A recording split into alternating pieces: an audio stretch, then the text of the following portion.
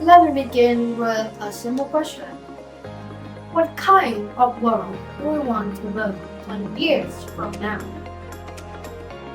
Do we want a world with clean air, green forests, and safe homes? Or do we want a world where floods, drought, and storms destroy everything we love? The answer depends on the actions we take today, because climate change is no longer a distant thing. It is already here. And my name is Nguyệt. I'm 14 years old. Today, I want to tell you about climate change. Everywhere around the globe, we can see the painful consequences of climate change. In Africa, farmers are struggling with long periods of droughts.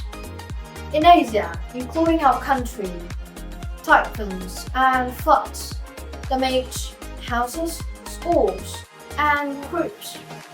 In Europe and America, wildfires are destroying million hectares of forests. Scientists report that the Arctic is melting faster than ever, causing sea level to rise and threatening to swallow the coastal city. These are not the story from the future. They are happening right now. Why is it happening? It is caused by us, human beings. We burn the fossil fuel to power our cars, for factories and homes. We cut down trees for wood and land, forgetting that forests are the lungs of the earth. We consume too much and waste too much. Each year, billion tons of carbon dioxide are released into the atmosphere, trapping heat like a giant blanket around the earth. If we continue like this, experts warn that the temperature could rise up by more than 2 degrees Celsius in the centuries. But my friends, climate change may be a human-made problem, but we can solve it by human actions.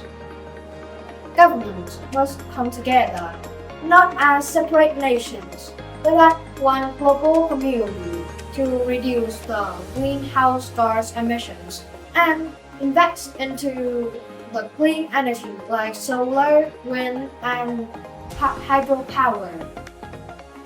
Businesses must shift into the sustainable production and protect the natural resources. Schools and media must speak knowledge so that the young people can understand their role in protecting the environment. And what about us as individuals? We are not scientists or presidents, but we are not powerless.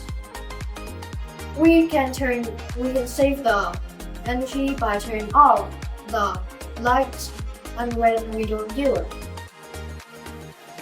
We can choose the bicycles or public transport instead of the private motorbike. We can plant trees in our schools and neighborhoods. These small acts seem tiny, but together they form a strong wave of change.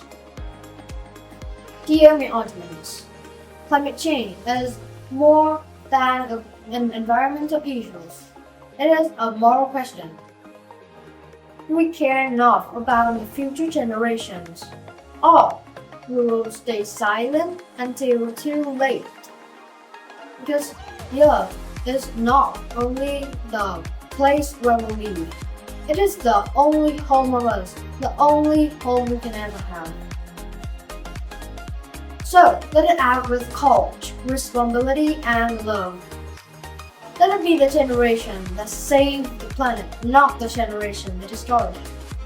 Because not us, then who, not now, then when.